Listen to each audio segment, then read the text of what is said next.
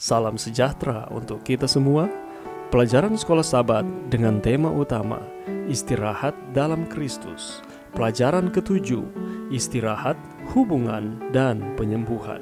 Senin 9 Agustus, Menata Panggung. Yusuf telah mengampuni saudara-saudaranya. Kita tidak tahu persis kapan Yusuf mengampuni mereka, tapi itu jelas jauh sebelum mereka muncul.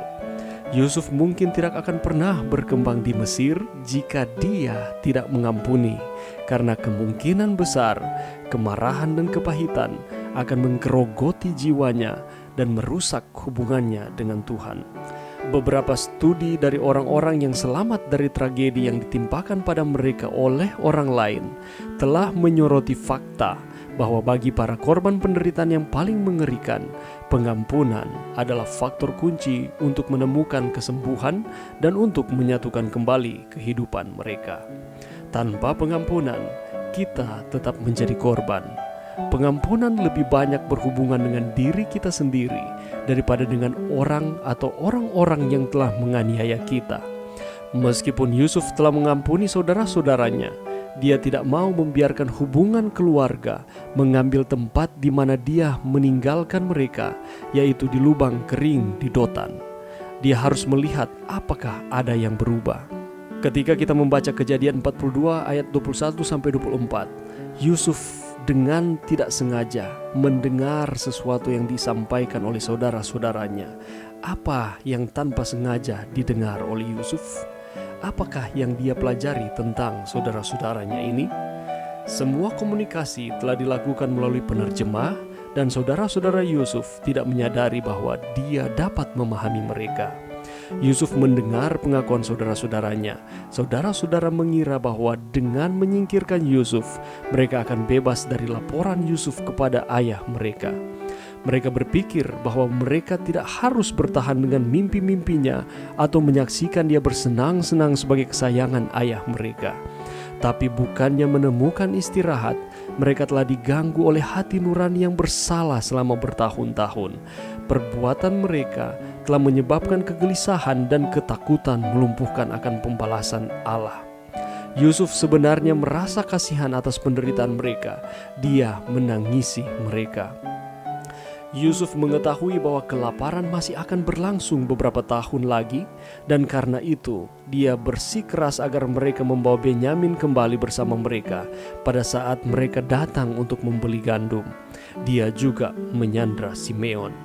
Setelah melihat bahwa Benyamin masih hidup, dia mengadakan pesta di mana dia jelas menunjukkan pilih kasih kepada Benyamin untuk melihat apakah pola kecemburuan lama masih ada di sana. Saudara-saudara tidak menunjukkan tanda-tanda cemburu, tetapi Yusuf mengetahui betapa liciknya mereka. Lagi pula, mereka menipu seluruh kota, dan dia pasti membayangkan bahwa mereka pasti berbohong kepada ayah mereka sendiri tentang nasibnya. Jadi, dia menyusun satu tes besar lagi.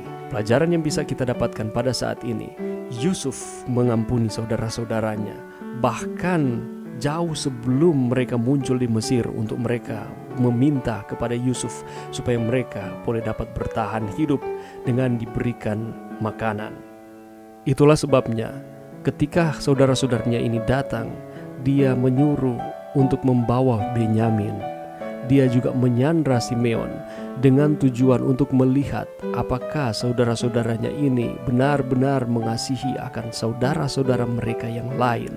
Selain daripada itu, Yusuf ingin memberikan pelajaran kepada mereka. Ketika Benyamin datang, dia mengadakan pesta dan jelas menunjukkan pilih kasih kepada Benyamin untuk melihat apakah saudara-saudara ini masih ada sifat cemburu sama seperti ketika Yusuf dibuang. Tetapi lebih daripada itu, mengapa Yusuf menawan Simeon dan juga menyuruh memanggil kembali Benyamin? Oleh karena Yusuf mengetahui bahwa kelaparan ini masih akan berlangsung untuk beberapa tahun lamanya. Itulah sebabnya oleh karena Yusuf mengasihi saudara-saudaranya, dia menggunakan metode ini dengan harapan supaya mereka dapat bertahan hidup. Bisa saja Yusuf mengingat akan kesalahan-kesalahan yang dilakukan oleh saudara-saudaranya, tetapi Yusuf lebih memilih untuk mengampuni mereka, dan Yusuf menyediakan kehidupan bagi saudara-saudaranya ini. Mari kita belajar dari kehidupan Yusuf.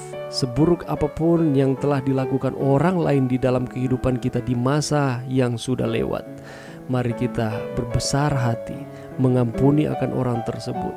Dan bukan saja mengampuni, sama seperti dengan Yusuf, dia menyediakan berkat bagi saudara-saudaranya. Mari berdoa. Terima kasih Tuhan atas firman-Mu pada saat ini. Sama seperti dengan Yusuf, dia mengampuni saudara-saudaranya. Bantu kami juga untuk kami dapat mengampuni saudara-saudara kami, dan kami dapat menyalurkan akan berkat-berkat di dalam kehidupan kami kepada sesama kami. Ini doa kami di dalam nama Yesus. Amin.